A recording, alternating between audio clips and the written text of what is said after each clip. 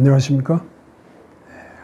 강해설교 준비를 이제부터 해야 될 때입니다. ETI, Expository Teaching Institute 강해설교 연구원에서는 성경 공부를 통해서 성경을 깊이 연구하고 그 내용을 다른 사람들에게 가르치는 그 하나의 방법으로 강해 설교를 강조하고 있습니다.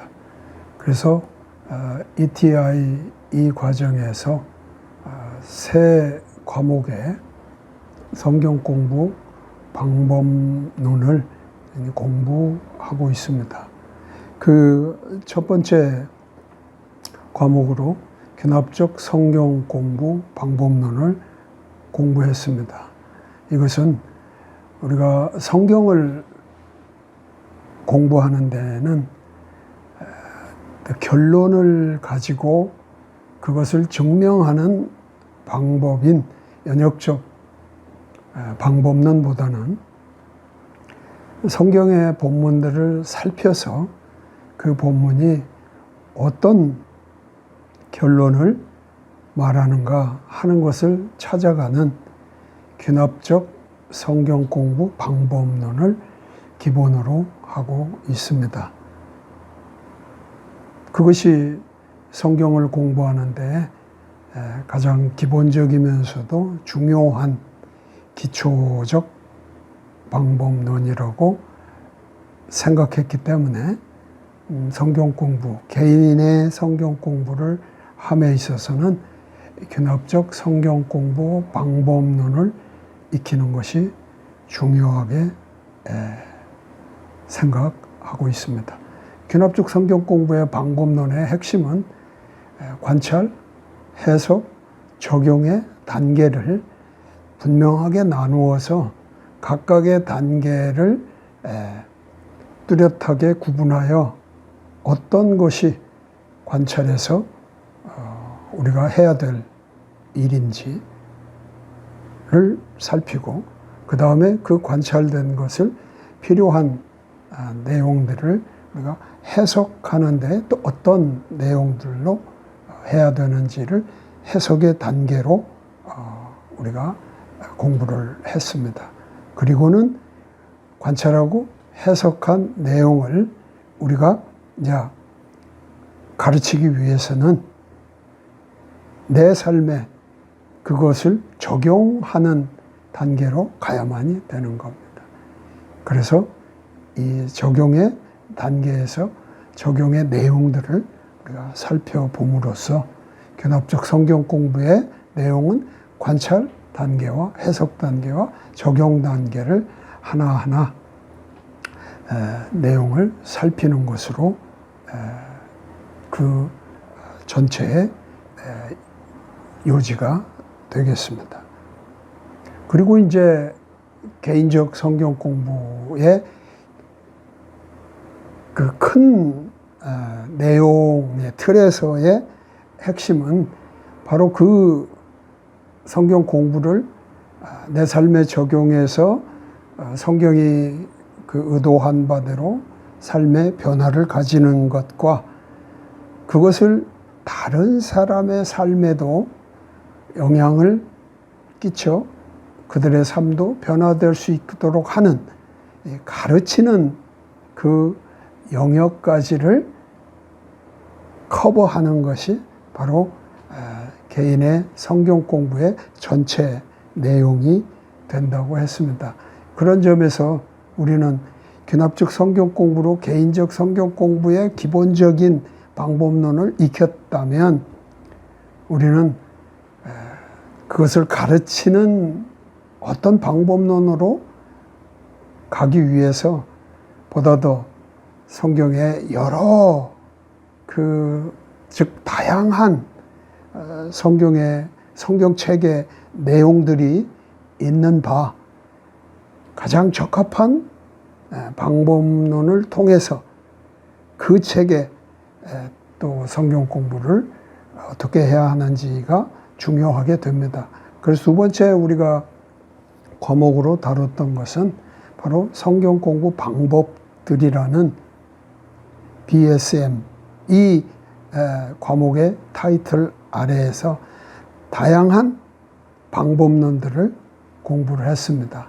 제시한 바로는 7가지의 방법론을 제시해서 성경의 다양한 그 책들을 충분히 이 7가지 정도의 방법론을 가지면 보다 더 효과적인 그런 공부를 하기 위한 방법론이 아마 전체가 커버되지 않을까라는 생각에서 7가지를 제시했고, 그 7가지는 어떤 책은 어떤 방법을 가지고 공부하는 것이 더 효과적이고, 또 어떤 본문 또는 단어는 거기에 있는 내용들에 비추어서 이런 방법으로 그 부분을, 그 본문을 다루는 것이 보다 더 개인적 성경 공부를 위한 효과를 드러낼 수 있는 것이라 해서 여러 가지 방법론들을 제시했습니다.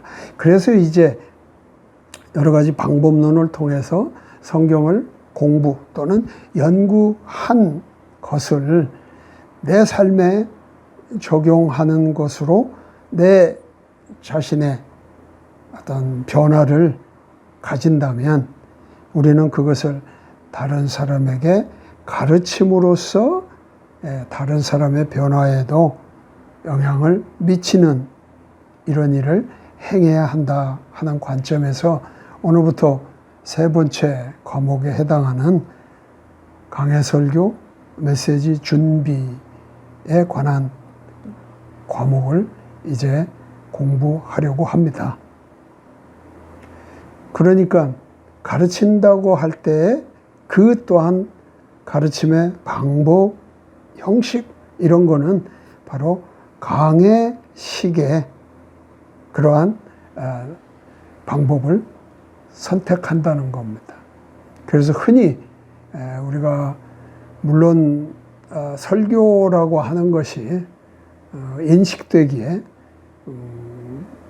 예배나 또는 신앙생활의 공동체에서 말하고 있는 어떤 그런 가르침, 그런 형식에 비추어 볼 때 강해설교란 매우 특정한 또는 특별한 어떤 목적을 가지고 하는 어떤 그런 행위로 볼 수 있지만, 표현은 그렇게 쓰고는 있지만 우리가 아까 이 얘기 드린 것처럼 내 삶에 변화된 그러한 나의 개인적인 성경 공부가 이제 어떤 열정을 가지고 하나님의 뜻을 또한 따르는 그런 의도에서 다른 사람의 삶에도 변화를 줄 수 있는 그런 영향을 끼치는 것이 곧 다른 사람을 가르치는 일입니다. 그래서 다른 사람을 가르칠 때 형식이 어떤 설교 형식이냐 아니면 뭐 성경 공부의 어떤 그런 형식을 갖춘 가르침이냐 뭐 조금 다르게 우리가 적용할 수는 있겠지만, 아무튼 지금 3번째 과목으로 우리가 공부를 하고자 하는 강해설교 메시지 준비는 우리의 설교든 또는 가르침이든 강해식으로 하는 것이 매우 성경을 가르치는 일에 있어서는 더 좋은 방식이라 생각을 해서 강해설교에 초점을 맞추려고 합니다. 강해식의 가르침에 초점을 맞추려고 합니다. 그래서 이 강해설교 메시지 준비라고 하는 이 과목에서는 크게 2가지를 그 의도 내지는 염두에 두고 이 강의 내용들이 있다는 것을 먼저 말씀드립니다. 하나는 강해설교란 무엇이냐 하는 것에 대한 내용들이 쭉 전개될 겁니다. 아니 꼭 강해 설교란 무엇이냐라는 것을 설명하기 위해서 어떤 내용을 갖추고 있는 것이라기보다는 이 과목 안에서 우리가 다루는 강의의 내용들은 큰 흐름에서 강해 설교란 무엇이냐를 알게 하는 데 힘을 쓰고 있습니다. 두 번째는 강해 설교를 어떻게 준비하고 전달할 것이냐 하는 그 또한 흐름에 이 강의의 내용들이 녹아져 있다는 것을 말씀드릴 수 있습니다. 그래서 강해 설교가 무엇이고 내가 설교든 가르침이든 를 할 때 그것을 어떻게 준비해서 전달할 것이냐 하는 그런 두 가지의 내용을 주된 것으로 해서 이 강의 내용이 구성되어 있다는 것을 먼저 말씀드립니다. 자, 그래서 이제부터 강해 설교 메시지 준비 이 과목에 대한 내용을 하나하나 살펴보도록 하겠습니다. expository teaching 또는 expository teaching message preparation 줄여서 EMP라고 붙였습니다. 오늘은 그 첫 번째 시간인 서론의 내용들을 살펴보도록 하겠습니다. 네 가지의 좀 구분을 해서 서론의 내용들을 살펴보도록 하겠습니다. 그 첫 번째 머릿말입니다. 서론에서 또한 서론에 해당하는 거겠죠. 우선 주해와 강해의 차이를 한번 구분해 보도록 하겠습니다.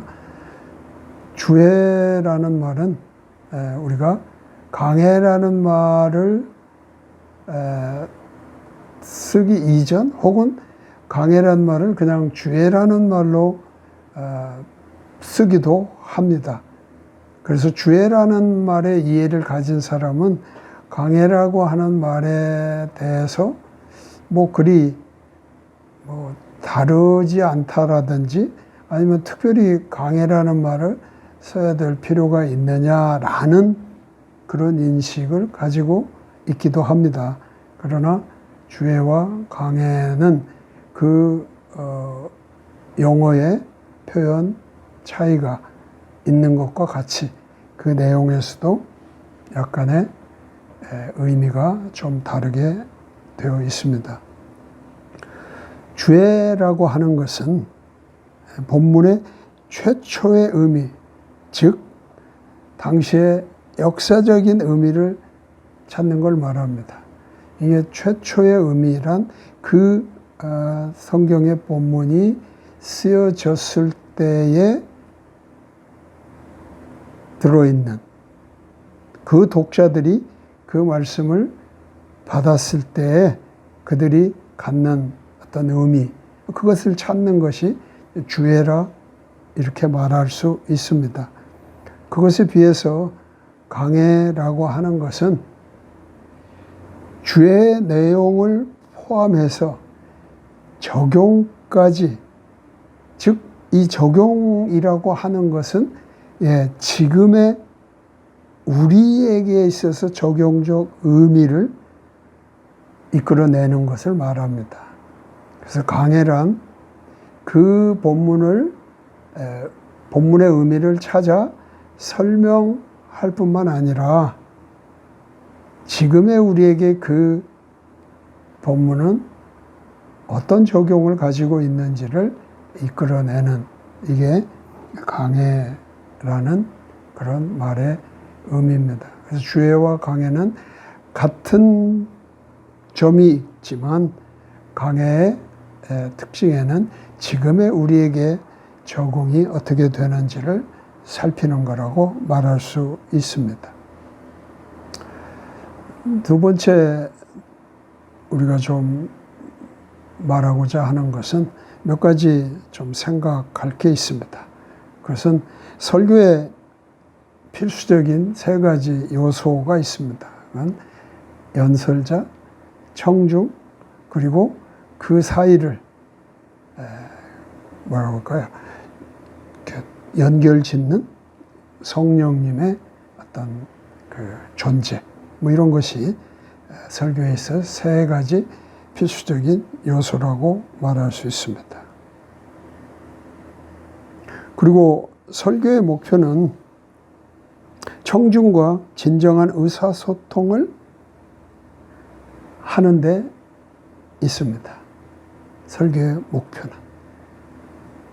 설교가 청중과 의사소통이 되지 않는 것이라면 의미가 반감 내지는 그보다 더 떨어질 수밖에 없을 것입니다. 왜 설교가 청중과의 의사소통, 진정한 의사소통이 목표가 되느냐 하면은, 왜냐하면 이제 청중이 알지 못하는 것 또는 청중에게 알려지지 않은 것을 설교라는 걸 통해서 알려주기 때문에 그렇습니다. 그래서 의사소통은 설교의 목표에서 매우 중요한 그런 거라는 걸 말할 수 있죠. 또 가르침 또는 설교, 뭐 어느 쪽에 표현을 가지든 가르침의 내용에는 신적인 요소와 인적인 요소가 있습니다. 디모데후서 2장 15절 말씀을 한번 보면 이 말씀에 분명하게 사역자는, 즉 말씀을 가르치는 사람은 이 두 요소를 같이 가지고 있어야 된다고 하는 것을 알 수가 있습니다. 먼저 디모데후서 2장 15절의 말씀을 읽어보도록 하겠습니다. 개역 성경으로 읽습니다. 네가 진리의 말씀을 옳게 분별하여 부끄러울 것이 없는 일꾼으로 인정된 자로 자신을 하나님 앞에 드리기를 힘쓰라. 내가 진리의 말씀을 옳게 분별하여 부끄러울 것이 없는 일꾼으로 인정된 자로 자신을 하나님 앞에 드리기를 원하노라. 바울이 헌신한 디모데에게 어떤 사역자가 되어야 할 것인지를 가르치고 있는 것입니다. 그래서 여기에서도 보면 그렇죠. 두 가지 요소, 신적인 요소와 인적인 요소가 다 있어야 된다고 말을 하고, 이것이 그러니까 균형 있게 있어야 한다는 것을 강조하고 있습니다. 이런 서론적인 내용들을 우리가 가졌을 때 이제 우리는 하나님의 말씀을 대하는, 개인적으로 성경을 공부하는 입장에 서서 그런 공부를 마치고 그것을 다른 사람들에게 가르치고자 하는 사람이라면 기본적인 이러한 내용들은 우리가 좀 숙지하고 있어야 한다. 그리고 우리가 설교를 또는 어떤 가르침을 우리가 할 때에는 반드시 거기에 핵심적인 주제를 가져야 됩니다. 결국 그 주제를 설교 안에 또는 가르침 안에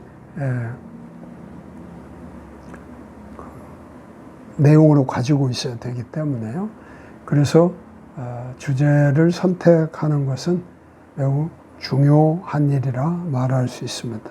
그래서 두 번째 그 서론에서 좀 살펴보고자 하는 것은 간단하게나마 주제 선택의 중요성을 말씀드리고자 합니다.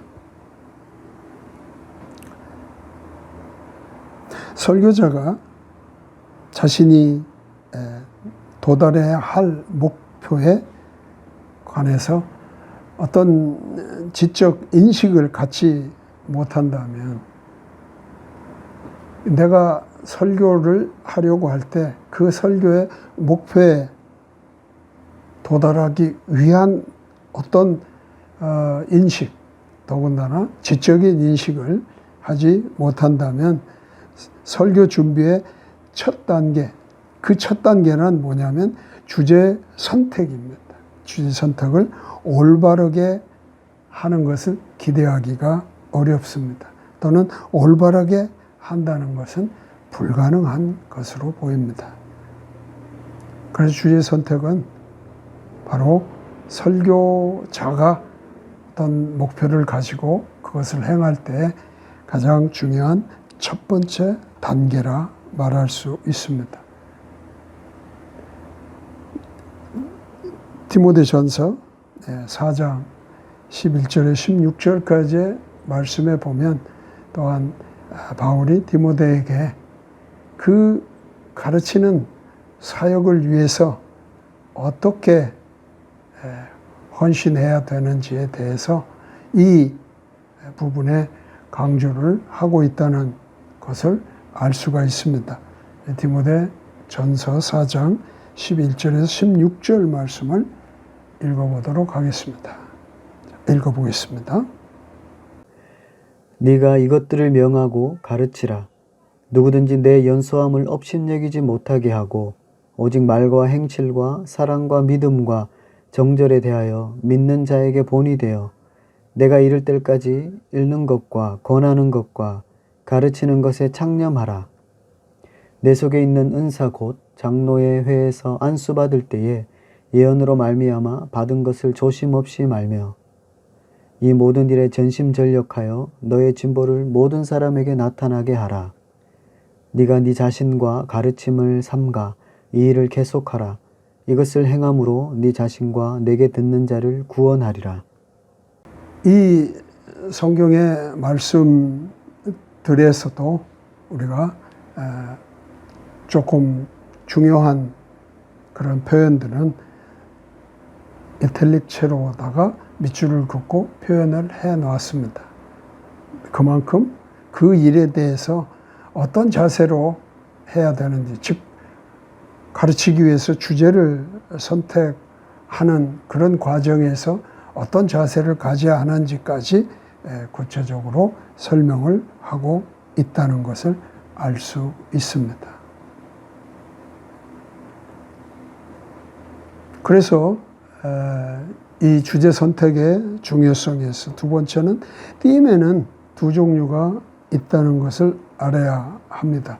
띠임, 바로 그 본문이 가지고 있는 어떤 중요한 내용, 간결하게 표현할 수 있는 그 내용에는 두 가지의 표현법이 있습니다. 하나는 수사적인 주제입니다. 즉 수사적으로 그 주제를 표현할 수 있다고 하는 거죠. 바로 그게 수식어를 사용해서 주제를 표현하는 겁니다. 예를 들면 하나님의 사랑 뭐 이렇게 표현한 것이라면, 또 다른 종류는 뭐냐면 논리적인 주제가 있습니다. 논리적 주제, 즉 주어와 주부와 술부, 주어와 술어가 표현되는 그런 주제를 말합니다. 이때는 하나님은 사랑이시라 라고 그 주제를 표현했다면 바로 이것은 논리적 주제의 형식에 해당하는 거죠. 세 번째 우리가 중요성을 좀 본다면, 그가 설교자로서 성공하려면 반드시 현재의 사람들에게 맞는 그러한 주제를 선택해야 합니다. 이 주제 선택의 중요성이죠. 설교는 지금 그 설교를 듣는 청중들에게 해야 되겠죠. 그렇다면 지금의 청중이 필요한 또는 그에 맞는 주제 선택은 필연적이라고 말할 수 있습니다. 그래서 그 청중에 맞는 주제 선택은 중요합니다.